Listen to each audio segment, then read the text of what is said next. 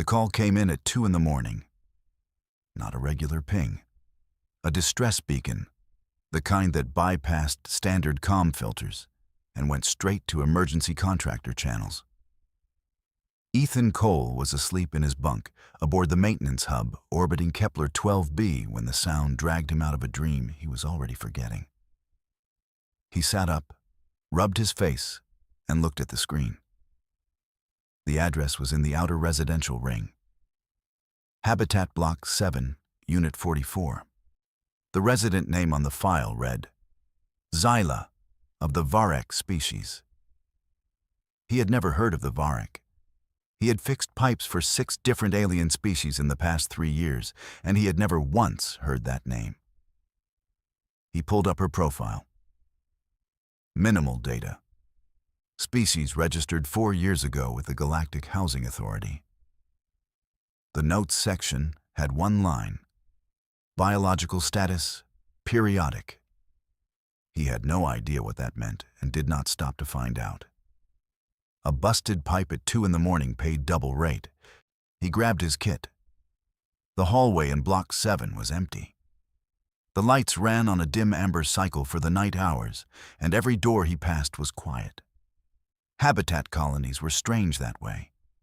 Humans, Thalox, Greenie, Yovaron, all sleeping behind their separate walls, breathing their separate atmospheres, dreaming whatever their brains made of this life between stars.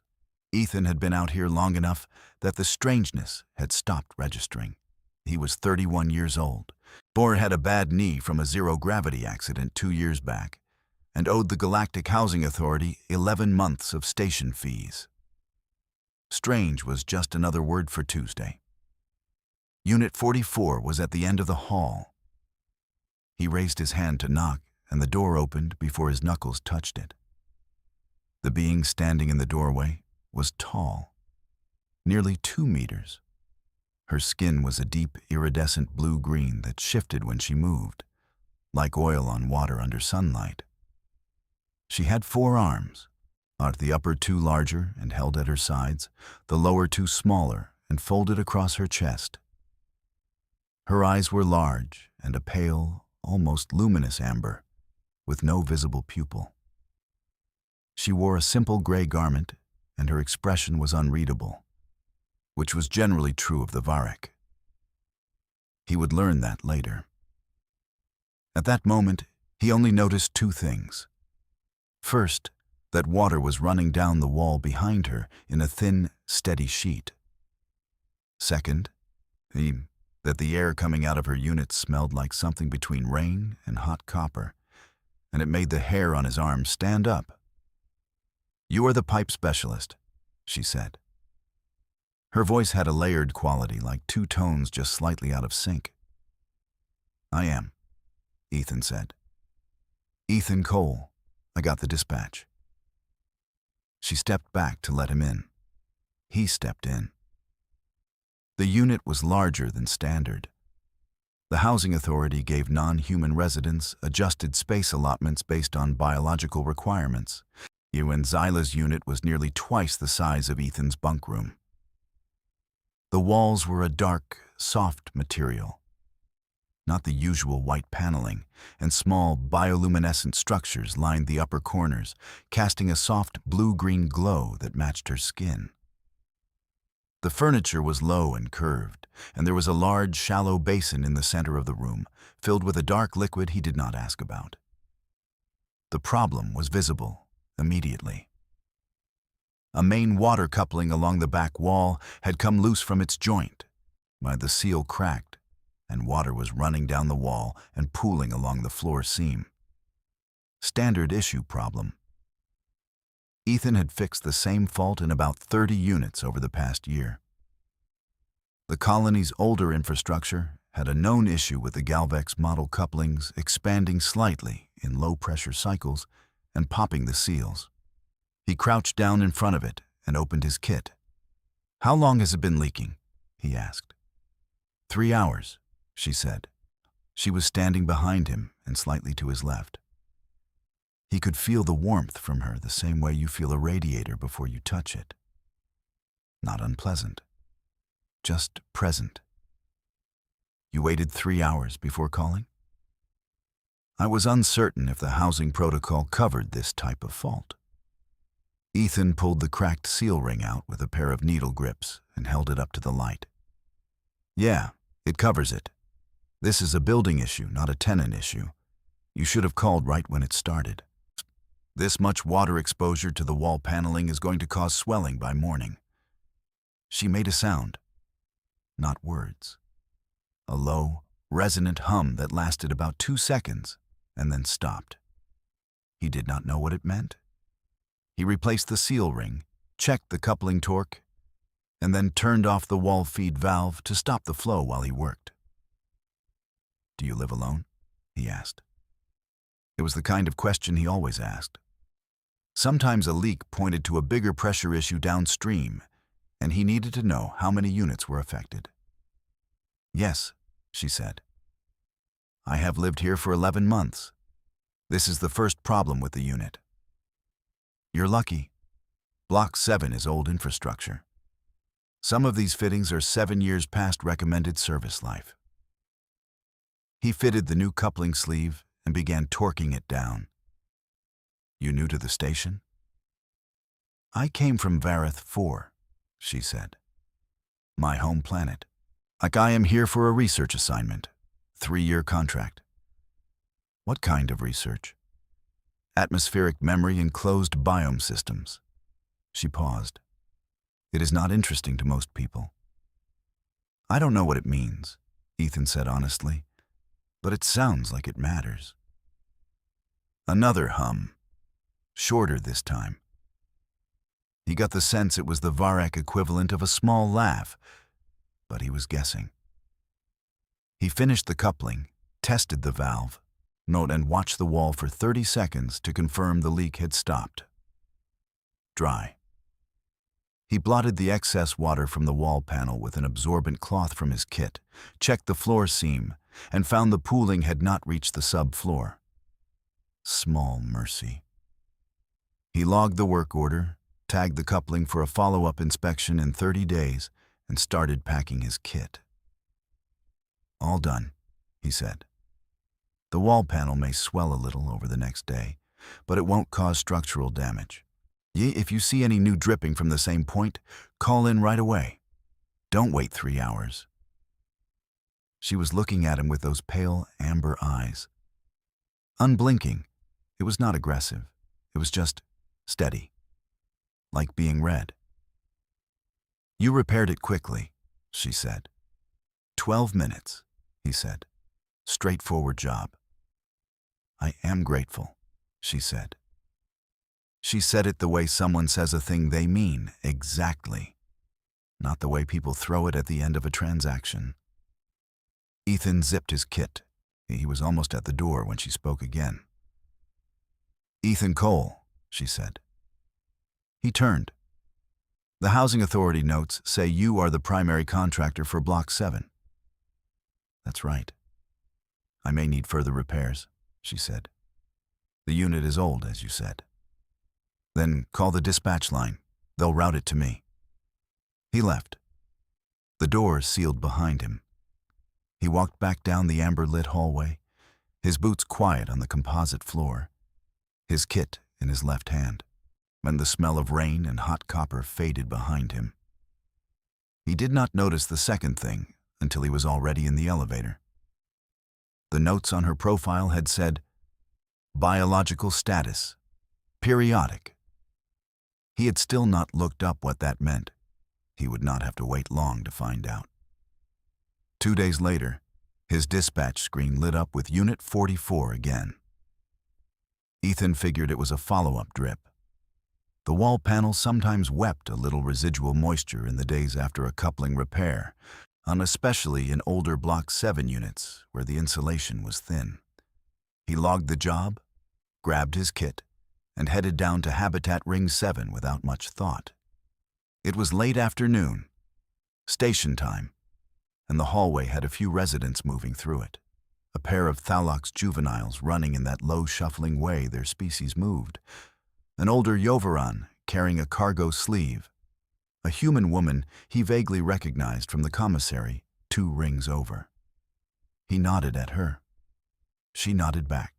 McNormal Tuesday. He knocked at Unit 44. Same as before, the door opened before his knuckles finished their arc. But something was different. Not visibly. Not immediately. Zyla stood in the doorway the same way she had before. Tall, 4 arms, iridescent skin, pale amber eyes. Same gray garment, same unreadable expression. But the air coming from behind her was different. The rain and copper smell was stronger. It was not unpleasant, but it filled his sinuses immediately, on the way a smell does when it's been engineered by biology to not be ignorable. "Ethan Cole," she said. "There's another drip?" he asked. "No," she said. She stepped back. "Please come in." He stepped in. The unit looked the same. The bioluminescent lights, the low curved furniture, the shallow basin with its dark liquid. But the lights were doing something they had not done before. They were pulsing, slowly, a gentle rhythmic brightening and dimming, in the way bioluminescent deep-sea creatures do when they are communicating. He did not know if it was automatic or intentional. He filed it under "Not My Business" and looked at the back wall where the coupling was. Dry. No drip. No pooling. He turned to look at her. "Everything looks fine." "Yes," she said. "The pipe is fine." He waited. She was looking at him with that steady amber gaze. He had the feeling she was working up to saying something the way a person works up to a hard conversation. "Then what's the problem?" he asked. "The problem," Zyla said, "is that I owe you an explanation."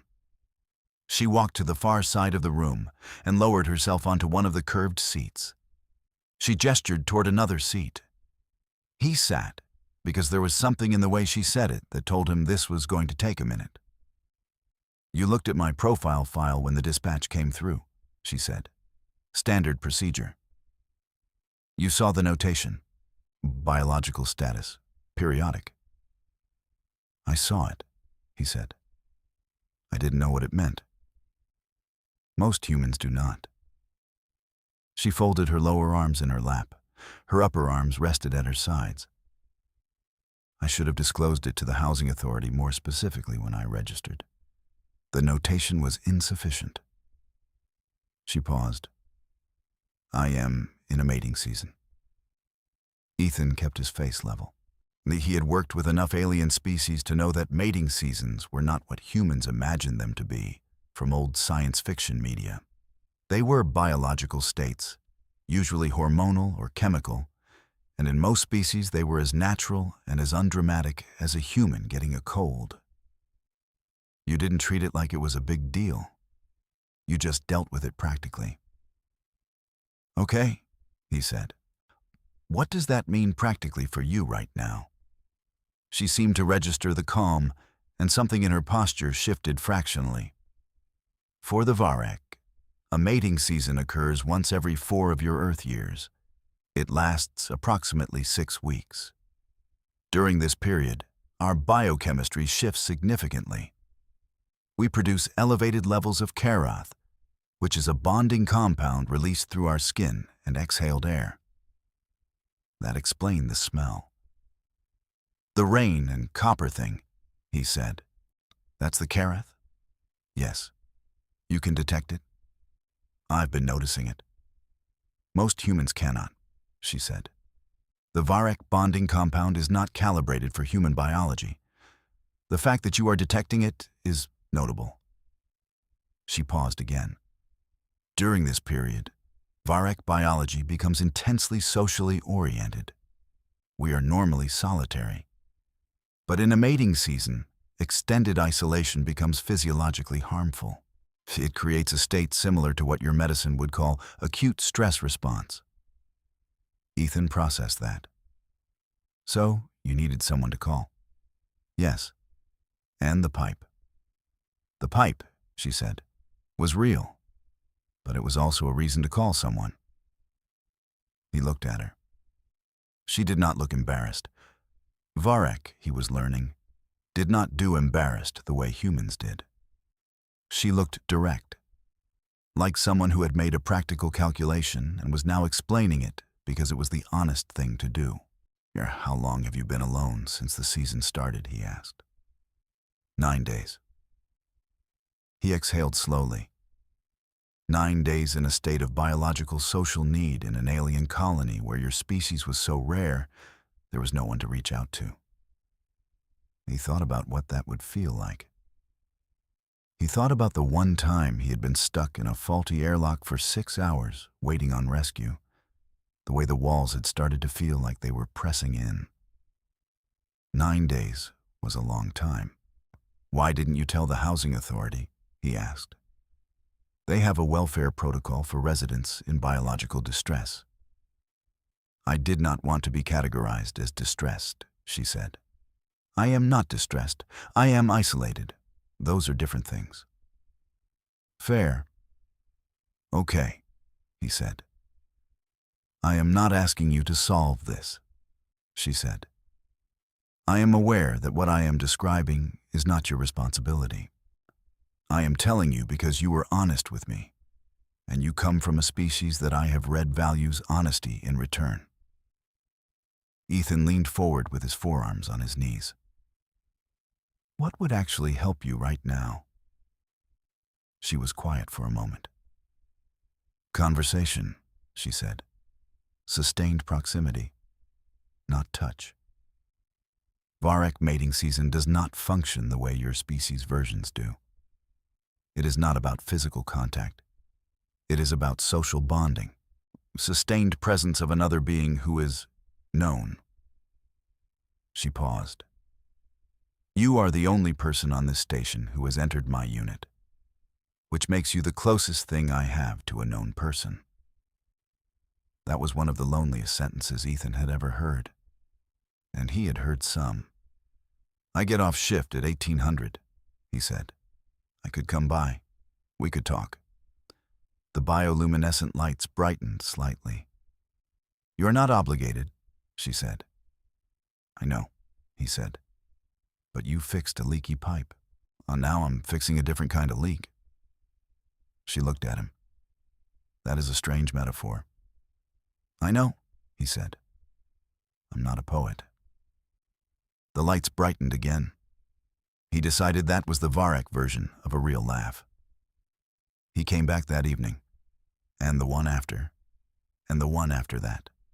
On the 4th evening, he brought coffee for himself, and a bioluminescent moss snack she had mentioned she liked from the colony commissary. They sat in the low blue-green light, and she told him about atmospheric memory. He told her about the accident that gave him the bad knee and why he had ended up out here fixing pipes instead of doing the engineering degree he had half finished on Earth.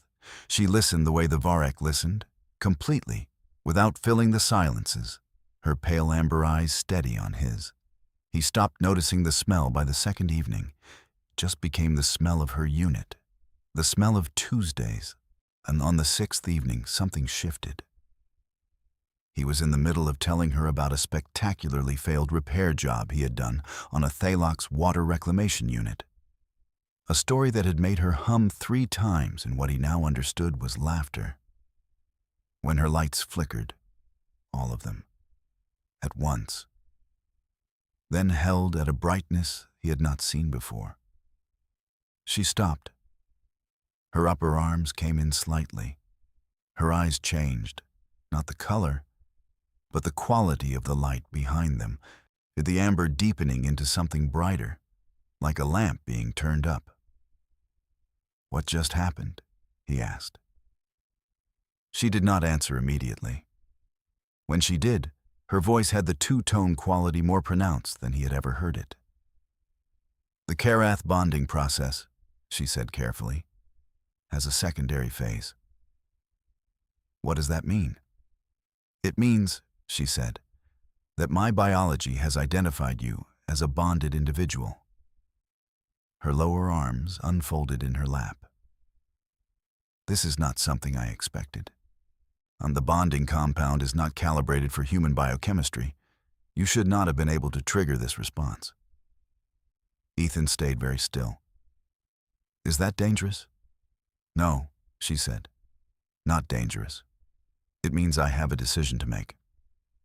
She looked at him steadily. And so, perhaps, do you. The lights held at that impossible brightness.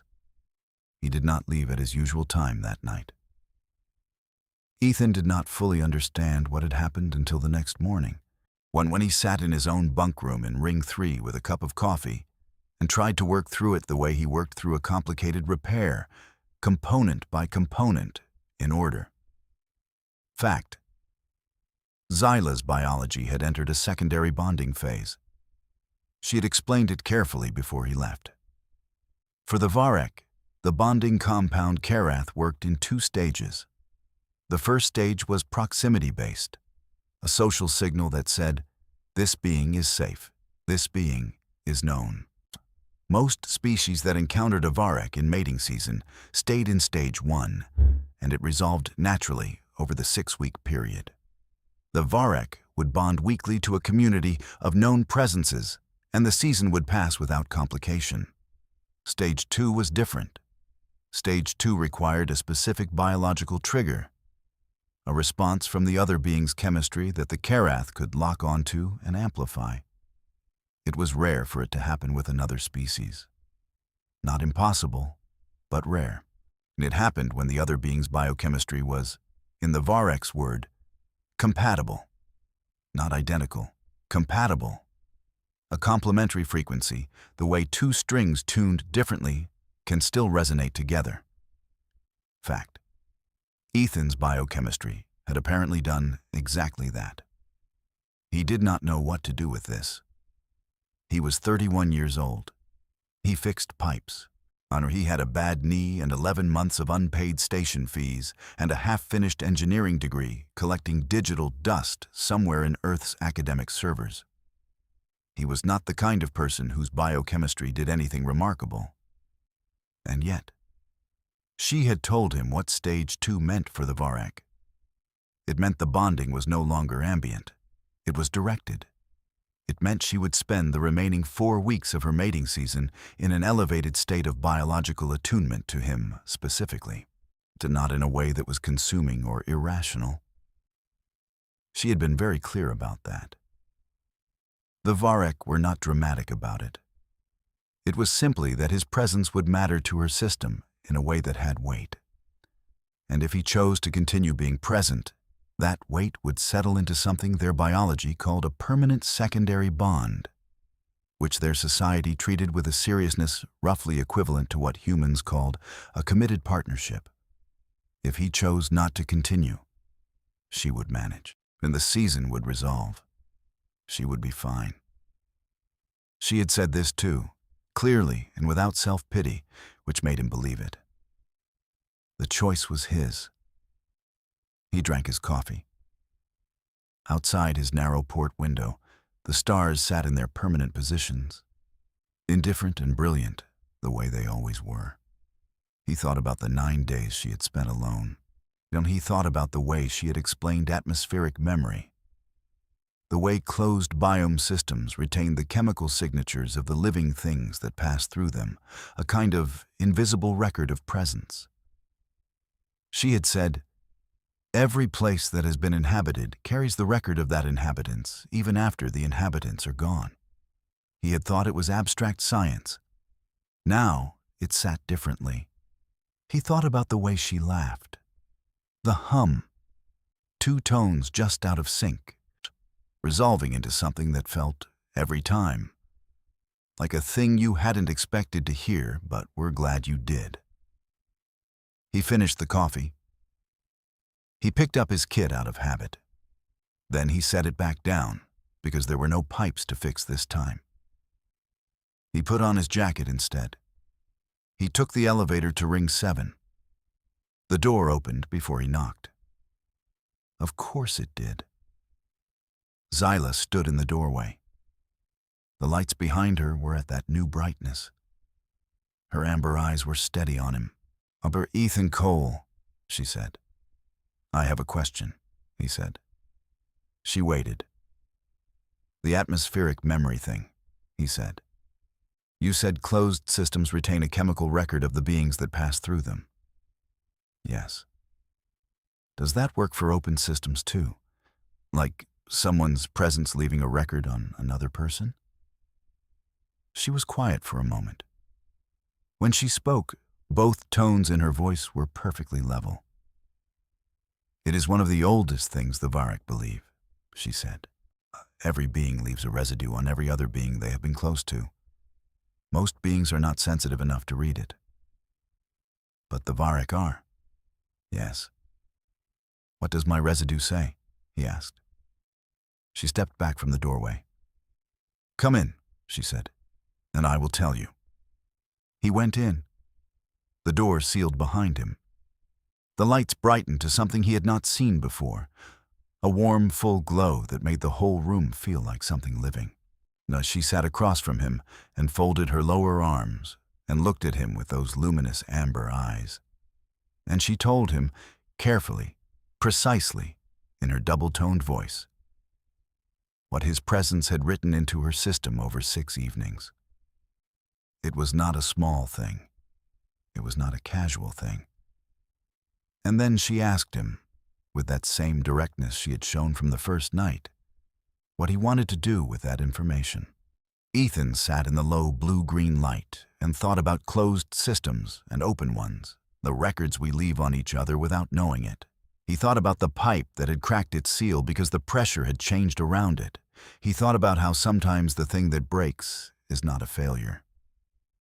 Sometimes it is just the old system making room for a new one. I want to stay, he said. The lights went to full. Under Haukkidiu, the remaining weeks of Zyla's mating season passed in a way that Ethan did not have a good word for. Not romantic exactly. Though there were moments he would have called that in any human context. Not clinical. Though her biology was precise, and she explained every stage of it with the kind of careful transparency that he had come to understand, was simply how the Varric communicated trust. It was something between those two things. Something that had its own name in Varric that she taught him to say. A word with a double consonant cluster that he mangled badly the first 4 times and got right on the 5th. And when he got it right, she hummed, low and long. The kind of hum he had only heard once before, when he had told her about his father.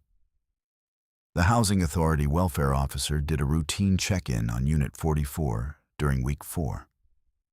She was a stout, a no-nonsense woman named Carol Diaz, who had been working the outer residential rings for 12 years and had seen most things. She looked at Ethan when Zyla answered the door. She looked at Zyla. She looked at the lights. She said nothing except, "All good here?" And when Zyla said yes, Carol Diaz noted it in her tablet and moved on to the next unit without a word, which was exactly how Ethan would have handled it too. On the last day of the season, Zyla told him the Karath had fully resolved. Her body had settled. The secondary bond had fixed itself into her system the way a properly torqued fitting fixes itself, no longer requiring attention, but permanent. Is it different? He asked. After. Yes, she said. It is quieter. In a good way. She looked at him with those amber eyes.